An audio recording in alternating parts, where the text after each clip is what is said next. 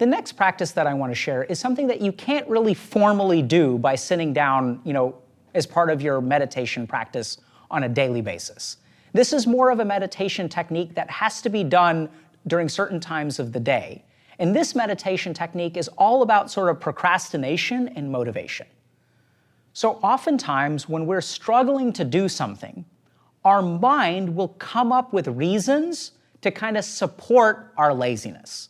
So let's say I want to study, and my mind will my mind really doesn't want to study, right? So I want to study, but my mind wants to do something a little bit simpler, a little bit more dopaminergic, and a lot easier. It doesn't really want to do this boring stuff. So what the mind naturally does, and if we sort of go back to principles of Vedic psychology, we can remember this, is that our ego will control our intellect. So we can come up with all kinds of reasons or justifications to procrastinate. And all you have to do is just think about this for a second, right? When you procrastinate, what do you tell yourself? I don't need to do it today. I can always do it tomorrow.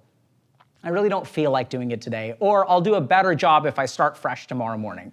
It'll take me 8 hours if I do it now, but if I do it tomorrow, I'll start fresh first thing in the morning. I'll be done in half the time. So it's really inefficient for me to do it right now. I should wait till tomorrow.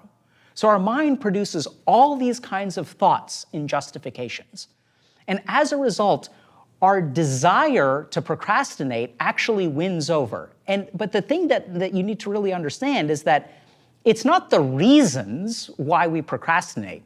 The reasons are just what our mind kind of uses as tools.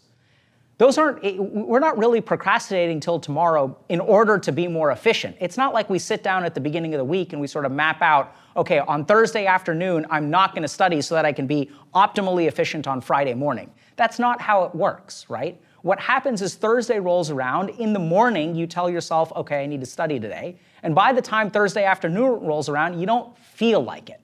And once you don't feel like something, these parts of your mind, the desire to not do it, essentially goes and hijacks your intellect. And then it provides justifications for you to be able to procrastinate. So there's actually a really simple but difficult technique that you can use in these moments. So whatsoever your mind provides as justification is going to be like a good thing. I don't know how else to put it. But for example, studying now is going to be inefficient, so let me start tomorrow. Oh, people today, if I go to the gym now, people will sort of, there's a lot more people there, and so people will be like more judgmental. Whereas if I go tomorrow morning, it'll be empty and I don't have to be embarrassed.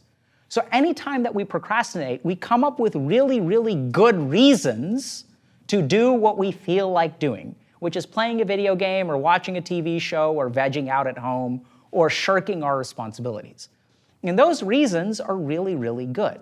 So how do we combat those? We can try arguing against them, but that's sort of tricky because the very part of our mind that is generating reasons is already working against us. So you can't really logic your way out of working now.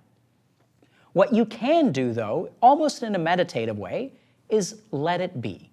So whatsoever inefficiency or reason your mind provides, take a deep breath, take a step back, and just let it be. Why do we need to be efficient? And that may be like a very revolutionary concept. Of course we need to be efficient. Everyone wants to be efficient. Isn't the goal of everything to be efficient? So what? So what if there are more people at the gym? So what if people judge you?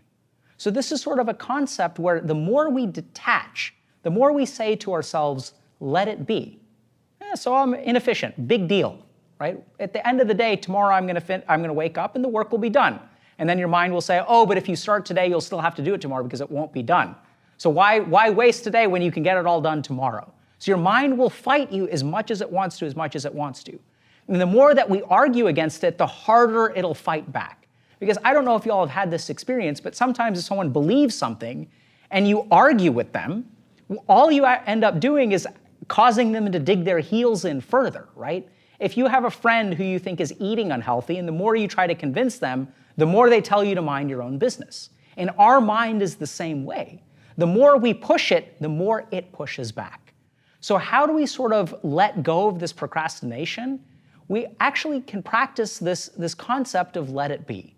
So the next time that you're procrastinating, and the next time that your mind is coming up with reasons, just notice what your mind is doing. Close your eyes for a moment. Take a step back and say, okay, so my mind is telling me that it'll be more efficient if I do it tomorrow. Okay, that's totally fine, and we're still going to do it today. But it's inefficient today. Yeah, that's okay. Let it be. So be it.